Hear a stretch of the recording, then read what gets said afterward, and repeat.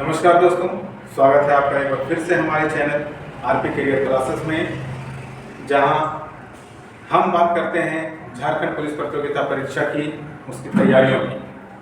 और जैसा कि मैं आपकी बात करता हूं पेपर 1 की, और जहां मैं आपको 10वीं कक्षा की जो हिंदी पाठ्य पुस्तक क्षितिज भाग 2 है, उसकी मैं बात अभी हमारी चल रही है। और मैं आपको उससे संबंधित लेसन्स और उससे संबंधित सवाल जैसा कि मैं आपको बताता जा रहा हूँ, तो इस तरह से इसके वीडियो के लिए और भी तैयारियों से संबंधित सवालों के लिए जुड़े रहिए हमारे साथ। और आइए चलते हैं, आज हम लोग बात करेंगे कविता कन्यादान। आज जो कविता है कन्यादान, लेखक इसके जो कवि हैं ऋतुराज, कवि जो ऋतुराज हैं, उनकी द्वारा रचित ये कविता है कन्यादान। कन्यादान, जैसा कि दोस्तों हम लोग ये जानते हैं कि ये कन्यादान का जो रिवाज है हमारे समाज में बहुत ही एक महत्वपूर्ण रिवाज है, और इस रिवाज को हर किसी को निभाना है, चाहे वो जैसे निभाए उसको निभाना है, कन्यादान उसे करना है। तो कवि ने बहुत ही सुंदर तरीके से इस बात का जिक्र किया है कि जब कन्यादान होता है, जब कोई माँ कोई पिता अपनी पुत्री का कन्यादान करता है, उस वक्त क्या लगता है, किस तरह का अनुभव है वो, और किस तरह का अनुभव पिता का होता है, किस तरह का अनुभव माता का होता है, किस तरह का अनुभव बच्ची का होता है, लड़की का होता है, और क्या सीख देती है माँ अपने बच्चियों को, बेटियों को, ससुराल के रीति रिवाजों के बारे में, रहन सहन के बारे में, लोगों के भाव बर्ताव के बारे में, इन सब चीज़ों पर प्रकाश डाला गया है इस कविता में। तो ऋतुराज जो कवि महोदय हमारे हैं, वो चर्चा करते हैं कि जब मान लें हम लोग कि कवि ऋतुराज की अपनी पुत्री की शादी है और उन्हें अपनी कन्या का कन्यादान करना है, तो किस तरीके से वो इसको निभाएंगे, किस तरीके से वो अपनी पुत्री का कन्यादान कर रहे हैं, क्या माहौल है, क्या चल रहा है वहाँ, इसके बारे में आइए हम लोग बात करते हैं कि कन्यादान कविता में आखिर उन्होंने चर्चा क्या की। कविता कुछ इस तरह से है कि कन्यादान हो रहा है, कवि की पुत्री का कन्यादान है, और जो माता है, कन्या की जो माता है, उसे ये आभास हो रहा है कि आज उन्होंने अपनी जीवन की सबसे अहम पूंजी को किसी और को सौंप दिया। यानी उन्हें, हर माता का ये आभास है, महसूस है कि वो अपने कलेजे के टुकड़े को कैसे किसी के दूसरे के हाथों सौंप रही है, और उन्हें सौंपना ही पड़ता है, ये रिवाज है, ये दुनिया का दस्तूर है, इसे करना ही होता है। उस वक्त उन्हें लगता है कि उन्होंने अपनी सारी घर की दौलत दान कर दी है, अपने जीवन का महत्वपूर्ण अंग दान कर दिया है। वो एक पल जो उन्होंने अपने बच्चियों के साथ, बाल बच्चों के साथ बिताए हैं, बचपन से लेकर युवापन तक, आज वो वक्त आया कि वो सारी यादें बन जाएंगी और वो बच्ची अब दूसरे घर चली जाएगी। इसलिए उसकी माता को ऐसा लगता है कि उन्होंने अपनी जमा पूंजी, जीवन का भर का जो पूंजी था, उसने दान कर दिया अपनी बेटी के लिए। और वो सोचती है, कभी उस वक्त का आभास बताते हैं कि माँ को लगता है कि वो तो पहले भी ये कार्य झेल चुकी है, आज उनकी बच्ची यानी बेटी झेलने जा रही है, तो वो अपने आप को इस बात की ज्ञाता मानती है कि ये अनुभव जो हमारी बेटी अभी महसूस कर रही है, इसे तो मैं पहले कर चुकी हूँ। इसलिए मैं इस कहानी का एक अच्छी पाठ्यक्रम जो अभी होने वाला है या हो रहा है, उसकी मैं एक अच्छी भली भांति पाठिका हूँ कि मैंने इसे पहले जाना है कि अभी इस वक्त एक बेटी के मन में क्या चल रहा होता है, कि मुझे अपना घर, पिता का घर, बाप भाई बहन सबको छोड़कर, संग सहेलियों को छोड़कर, अपने गांव की गलियों को छोड़कर दूसरे पराये घर में जाना है। पराये एक नया जगह, एक नया स्थान, नए लोग, नया आचार विचार व्यवहार, सारा चीज नया है। तो ये उन्हें महसूस होता है कि आज मैं अपने आप को संभाल सकती हूँ, क्योंकि मैं इस बात से तो पहले से वाकिफ हूँ। आज वो अपनी बच्ची को समझाती है कि देखो, ससुराल एक ऐसी जगह है जहाँ तुम्हें हर वक्त हो सकता है कि एक नए अनुभव से गुजरना पड़े। ये जो ससुराल के लोग हैं ना, ये सभी धन के लोभी लोग हैं। ये सिर्फ दौलत की इच्छा रखते हैं और कुछ नहीं। तुमसे काम लेने की इच्छा रखते हैं और कुछ नहीं। तुम्हें उस घर में एक ऐसे सदस्य की तरह जीना होगा कि वहाँ तुम्हारा वैल्यू यही है कि तुम सभी लोगों के जरूरतों का ख्याल रखो और अपना कार्य, पूरे घर के लोगों का कार्य देखभाल करो और उसे संभालो। वो समझाती है उस बच्ची को कि देखो, तुम ससुराल में ये जो आभूषण, वस्त्र, ये सभी मिलेंगे तुम्हें, सिर्फ ये तुम्हारी जरूरत के लिए नहीं है, ये तुम्हें लुभाने के लिए है, ताकि तुम इसे देखकर खुश हो जाओ और भूल जाओ अपने मायके को। कभी याद मत करना, ये लोग तुम्हें ये जो चमक दमक आभूषणों के दिखा रहे हैं, ये तुम्हें सिर्फ बहलाने के लिए है, ताकि तुम उनके घर जाकर और उनके इशारे पे काम करो, नाचो। तो इस तरह से वो समझाती है अपनी बेटी को कि देखो, कभी भी उससे उबना मत, और तुम कभी अपने आप को ये मत समझना कि तुम एक लड़की हो, अपने चेहरे को देखकर कि तुम बहुत सुंदर हो, तुम्हें ये नहीं करना चाहिए, तुम्हें वो नहीं करना चाहिए। कभी अपने चेहरे पे रिझना भी मत, क्योंकि तुम्हें वहाँ हर लोगों का ख्याल रखना है। हर लोग हो सकता है तुमसे कई तरह की परीक्षाएं लें, तो उस वक्त उस परीक्षाओं में तुम्हें विचलित नहीं होना है, डरना नहीं है, घबराना नहीं है। वो समझाती हैं कि देखो, कभी भी अपना हिम्मत मत हारना।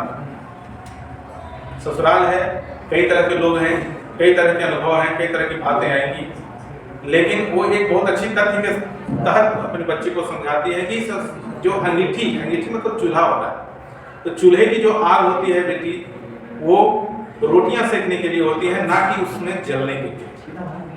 यानी कभी ऐसी गलती मत करना कि ससुराल वालों की बातों का तुम दिल से लेकर उसे बुरा मत मानना, क्योंकि वो लोग कई तरह की बातें करेंगे और तुम्हें सभी अनसुना करना है। इसका आशय यही है कि चूल्हे की जो आग होती है वो सिर्फ रोटियां सेकने के लिए होती है, ना कि उसमें जलने के लिए। तो कभी भी ये सोच के तुम परेशान मत होना। और हाँ, कभी अपने आप को लड़की मत समझना। यानी ये भी ज्ञान दे रही है कि जरूरत से ज्यादा कमजोर भी मत होना। अपनी गरिमा और अपना मर्यादा को बचाते हुए, और तुम्हें वहाँ अगर ज़्यादा परेशानी हो तो तुम्हें लड़ना भी है। तो कभी बताते हैं कि कभी अपने आप को तुम लड़की हो, लेकिन कभी लड़की अपने आप को मत समझना। तुम्हें हो सकता है कि उन लोगों के खिलाफ तुम्हें आवाज़ भी उठानी पड़ सकती है। तो ससुराल ऐसी जगह होती है जहाँ हर बेटी को एक नया व्यवस्था सेटअप करना होता है, एक नई व्यवस्था में जीना होता है। इससे थोड़ा अटपटान से लगता है, अटपटा सा लगता है, लेकिन उसे निभाना भी पड़ता है। ससुराल के पक्ष के लोग कई तरीके से बहू की परीक्षा लेते हैं कि हमारी बहू कितनी सहनशील है, कितनी सुलक्षण है, कि इसमें झगड़ालू है, चिड़चिड़ापन है, किस तरह के मिजाज वाली है। कई तरीके से वो लोग जांच लेते हैं। तो उन तथ्यों पर गौर करते रहना है, उन्हें सुनकर उससे उबना नहीं है, गुस्सा नहीं रखना है, संयम रखना है। लेकिन हाँ, अगर वो हकीकत बन जाए या दिनचर्या बन जाए, तब उस पर आवाज नहीं उठाना, वहाँ हिम्मत नहीं उठाना। तो इस तरह से कविता जो बताया गया है कन्यादान का, तो ये कविता लेखक जो हमारे हैं ऋतुराज, वो बहुत ही सुंदर तरीके से उन्होंने कविता में इन बातों को पंक्तिबद्ध किया है। और मैं अब कुछ इससे जुड़े सवाल आपके सामने रखूंगा, जिससे आप इस प्रतियोगिता परीक्षा का जो दौर है, ये हमारे सामने जो एक क्या कह सकते हैं हम इसे, कि प्रतियोगिता परीक्षा का जो एक सभी के मन में, सभी के दिलों में एक उलझन सा बना हुआ है, वो उलझन कैसे कम हो, उसे उस उलझन को कैसे सुलझाया जाए, मैं इस सवाल के जरिए आपको बताता हूँ। तो आइए चलते हैं इस अध्याय के कुछ सवालों की ओर।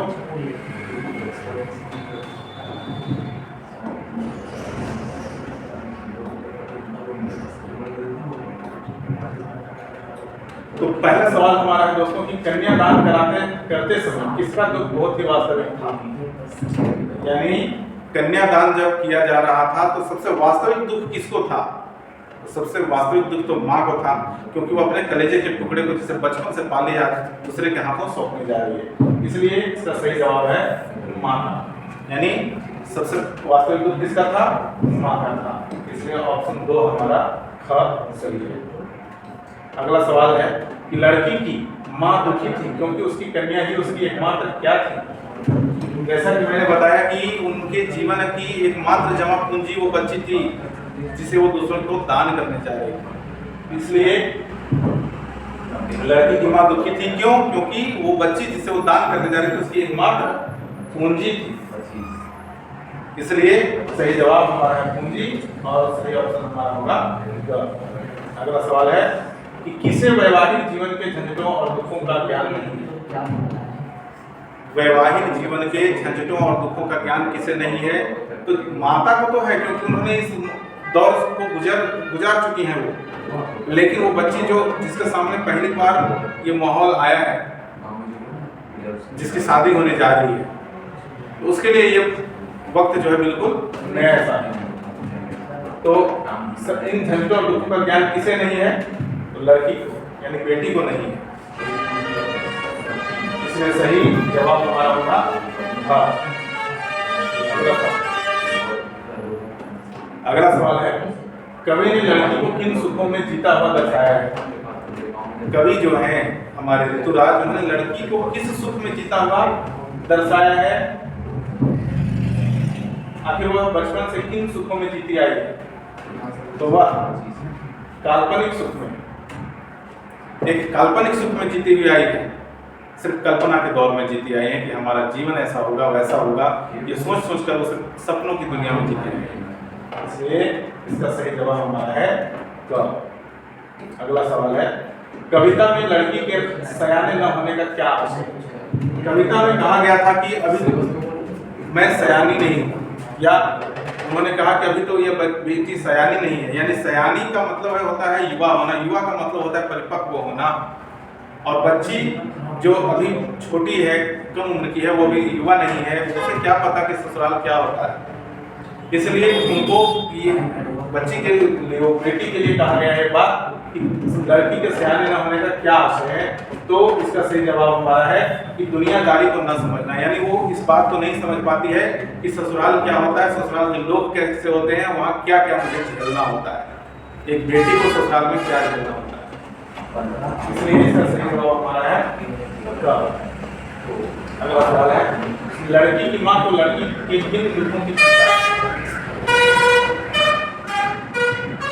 लड़की की माँ को लड़की के किन दुखों की चिंता है, यानी जो लड़की की माँ है उसे क्या चिंता सता रही है। तो जैसा कि मैं बताया मैंने कि वो सोचती है कि बेटी हमारी जाएगी तो कैसे रहेगी, वहाँ कैसे लोग मिलेंगे, वो समझाती है बच्ची को। तो लड़की की माँ को चिंता है संभावित, वो सिर्फ संभावना जताती है कि इसके साथ क्या क्या वहाँ हो सकता है, और उसी के बारे में उन्होंने बेटी को शिक्षा भी दी है, इसलिए सही जवाब हमारा संभावित, सही ऑप्शन होगा ग।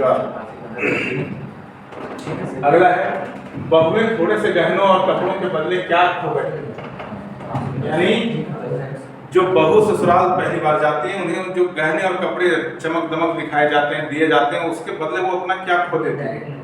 उन कपड़े गहनों को अपनाने के लिए उन्हें अपना क्या खोना पड़ता है। तो उन्हें खोना पड़ता है अपनी आज़ादी से। वो जो मायके में अपनी आज़ादी से घूम फिर लेती हैं, अपनी आज़ादी से जी लेती हैं, वो आज़ादी उनकी छीन जाती है। वहाँ जाने के बाद उन्हें दूसरों के कैद में जीना पड़ता है, दूसरों की मर्जी पर चलना होता है। अगर कहीं जाना है तो इजाज़त लेनी है, वो कहे तो गए, नहीं कहे तो नहीं गए, ये कि कुछ करने को कहे तो किए, नहीं कहे तो ना किए। इस तरह से उन्हें गुलामी की जिंदगी जीनी पड़ती है, इसलिए उन्हें क्या खोना पड़ता है? आज़ादी खोनी पड़ती है। इसलिए सही जवाब हमारा है ख। अगला सवाल है, तुक और लय कविता में किसका संचार करती है? तुक और लय यानी जो कविता लिखी जाती है, तो तुक क्या होता है? तुक का मतलब होता है एक ही मात्राओं को मिलाना, तुकान को अंत में ये समान मात्राओं को मिलाना। और लय यानी जो जिस लय में कविता को पढ़ा जाए या गाया जाए, तो वो तुक और लय, ये दो चीज जो हैं वो कविता को कैसा बनाती हैं, किस तरीके का बना देती हैं, कैसा लगता है उस तुक और लय के मेल से कविताओं को पढ़ने या गाने में। तो वो आनंद का संचार करते हैं। इसलिए सही जवाब हमारा है ग। अगला है, लड़कियां किनकी प्रशंसा सुनकर वहां के हर कष्ट झेल लेती हैं? लड़कियां जो ससुराल जाती हैं तो क्या सुनती हैं वहां, जिसके को सिर्फ सुन के वो वहां के सारे कष्टों को खुशी खुशी झेल लेती हैं? आखिर ऐसा क्या चीज है? तो ससुराल वालों, ये जो है ससुराल वालों की प्रशंसा सुनती हैं और ससुराल में हर लोगों के द्वारा दिए गए कष्टों को वो झेल लेती है और खुश मिजाज रहती है, सिर्फ इस प्रशंसा की वजह से, ससुराल वालों की प्रशंसा से। इसलिए हमारा सही जवाब है क। अगला सवाल है, हर कन्या विवाह से पूर्व वैवाहिक जीवन के बारे में कैसी कल्पनाएं करती है? एक बेटी विवाह से पहले क्या सोचती है वो अपने विवाह के बारे में, क्या कल्पना करती है कि हमारा विवाह कैसा हो, हमारा घर कैसा हो, हमारा ससुराल कैसा हो? तो क्या वो हर कन्या विवाह से पूर्व वैवाहिक जीवन के बारे में कैसी कल्पनाएं करती हैं? तो वो कल्पनाएं रंगीन होती हैं, बड़ी खूबसूरत होती हैं, मधुर होती हैं। दुख वाली जिंदगी की कल्पना कोई भी बेटी नहीं करती, कोई लड़की नहीं करती। हर लड़की यही कल्पना करती है कि हमारा ससुराल, हमारा जीवन ऐसा हो, रंग बिरंगा, ऐशो आराम, सब सुखमय जीवन है। इसलिए इसका सही जवाब हमारा है रंगीन, ऑप्शन ग। अगला सवाल, कविता में आनंद का संचार कौन करती है? जो कविता है उसमें आनंद का संचार कौन करते हैं? जैसा कि अभी मैंने बताया, तुक और लय के मेल से कविता आनंदित हो जाती है, उसी तरह से आनंद का संचार तुक और लय करती हैं। सही जवाब हमारा है तुक और लय, सही ऑप्शन हमारा होगा ख। अगला सवाल है, लड़कियां स्वभाव से कैसी होती हैं? जो बच्चियां होती हैं, लड़कियां होती हैं मायके में, वो अपने स्वभाव से कैसी होती हैं? तो वो लड़कियां बिल्कुल भोली भाली होती हैं, सीधी सादी होती हैं, किसी प्रकार का छल प्रपंच उनमें नहीं। तो वो बिल्कुल सरल स्वभाव की होती है, भोली भाली होती है, सीधी सादी। इसलिए इसका सही ऑप्शन हमारा है क। अगला सवाल है दोस्तों कि धुंधला प्रकाश किसका प्रतीक है? यानी जो प्रकाश है लेकिन थोड़ी थोड़ी है। याद कीजिए वो वक्त जब सूर्यास्त हो जाता है और प्रकाश धीरे धीरे जाने को होता है, तो धुंधला प्रकाश कैसा लगता है? उस वक्त को किसका प्रतीक बनाया गया है? तो उस वक्त को प्रतीक बनाया गया अस्पष्ट सुख। वह सुख जो दिखता ही नहीं, हम मान लेते हैं कि हमारा सुख है, तो उसके लिए इसलिए सही जवाब हमारा है ऑप्शन ग। अगला सवाल हमारा है, कविता में शब्दों के द्वारा किसी अवास्तविक वस्तु को वास्तविक सा दिखने को क्या कहा गया है? यानी ऐसी घटना है जो हुई नहीं, घटना ऐसी है जो हुई नहीं है, लेकिन उसे हम मान लेते हैं कि ऐसी घटना हुई या होगी। तो ये क्या है? हमारे मन का ये क्या होता है? तो हमें ये भ्रम होता है कि ऐसा होगा, ये भ्रम है हमारा। तो हम जो कहते हैं कि ये हमारा भ्रम है, इसको कविता में शाब्दिक भ्रम के नाम से बताया गया है। जो बातें होती हैं कविता में कही गई हैं कि ऐसी घटना नहीं हुई लेकिन होने की आशंका है, तो उसे हम भ्रम कहते हैं और कविता में उसे शाब्दिक भ्रम का नाम दिया गया है, इसलिए सही जवाब हमारा है ऑप्शन घ। अगला सवाल है हमारा दोस्तों कि कन्यादान कविता के कवि का क्या नाम है। तो जैसा कि मैंने शुरुआत में आपको बताया था कि कवि इसके ऋतुराज, कवि ऋतुराज है, इसलिए हमारा सही जवाब है ऑप्शन डी। अगला सवाल है कवि ने किसके सुख को प्रामाणिक कहा है। जो सुख है और दुख है, तो सुख जो मन में है वो किसका सुख है, जो प्रामाणिक, जिसका प्रमाण मिल रहा है हर जगह, हर वक्त, हर समय उसके सुख का प्रमाण दिखता है, तो वो सुख होता है माता का। वो सुख माँ का है कि वो हर माँ के साथ ये घटना घटित होगी और वो भले दुखी होती है लेकिन उस दुख में भी उसे सुख मिलता है कि मैंने अपनी बच्ची को, अपनी बेटी को एक अच्छे घर में भेज दिया। ये सुख होता है उसे दूर करने का दुख तो उसे है, लेकिन वो उसे एक अच्छे घर में भेजने का सुख भी होता है। इसलिए कवि के द्वारा कहा गया कि किस दुख को प्रमाणिक कहा गया है, तो माँ के दुख को प्रमाणिक कहा है। उसका जो दुख है, उसका जो सुख है, वही प्रमाणिक है, वो उसे घटित होना है, निश्चित रूप से घटित होना है। हर माँ के साथ ये घटना घटती है, इसलिए कवि इसका प्रमाण देते हुए इस बात का जिक्र किए हैं। इसलिए कवि ने कहा है कि किसके दुख को प्रमाणिक कहा, तो माँ के दुख को प्रमाणिक कहा है। इसलिए सही जवाब हमारा होगा ऑप्शन बी 8%। माँ की अंतिम पूंजी किसे कहा गया है। तो माँ की अंतिम पूंजी वो बेटी होती है, जैसा कि मैंने शुरुआत में चर्चा किया था दोस्तों कि माँ की अंतिम पूंजी वो बेटी होती है जिसका उन्होंने विवाह दान किया। इसलिए सही जवाब हमारा है बेटी, ऑप्शन ए। अगला सवाल हमारा है दुख बांचना से क्या अभिप्राय है। तो दुख का मतलब शाब्दिक अर्थ होता है कि दुख का वर्णन करना, उसके बारे में बताना, लेकिन अभिप्राय यहाँ कविता में जो आशय है इस दुख बांचना का, वो है दुख को गहराई से अनुभव करना। यानी जो दुख बेटी के दान के समय होता है उसे अनुभव करना, ये हमारा इसका अभिप्राय निकलता है दुख बांचना करना। यानी बेटी के कन्यादान करते समय जो दुख होता है उसे महसूस करना अपने हृदय में। इसलिए सही जवाब हमारा होगा ऑप्शन डी। हमारा है कि कवि ने किसे धुंधले प्रकाश की पाठिका बताया। तो जैसा कि मैंने कविता में चर्चा किया था कि बेटी की जो माँ कहती है कि मैं इस कहानी की पाठिका रह चुकी हूँ, यानी उनकी जो यादें हैं उसके बारे में कही जाती है ये बात कि वो इस पाठ को पढ़ चुकी हैं, उनकी यादें आज हैं। तो हमारा इसका सही जवाब होगा माँ के बारे में कही गई है, माँ के लिए कही गई है, और सही ऑप्शन हमारा होगा बी। अगला सवाल है माँ ने किसे देखकर न रीझने का आदेश दिया है। बेटी को समझाती है ना कि कभी अपने आप को देखकर रीझना मत, अपनी खूबसूरती को देख के तुम आनंदित मत होना। तो और इन गहनों वस्त्रों को देखकर तुम ये मत समझना कि ये बहुत कीमती तुम्हारे लिए है, जिससे तुम्हें बहलाने के लिए।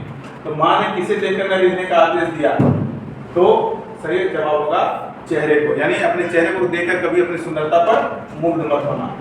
इसलिए इसका सही जवाब हमारा होगा सी। अगला सवाल है कि आग का प्रयोग किस कार्य के लिए बताया गया है।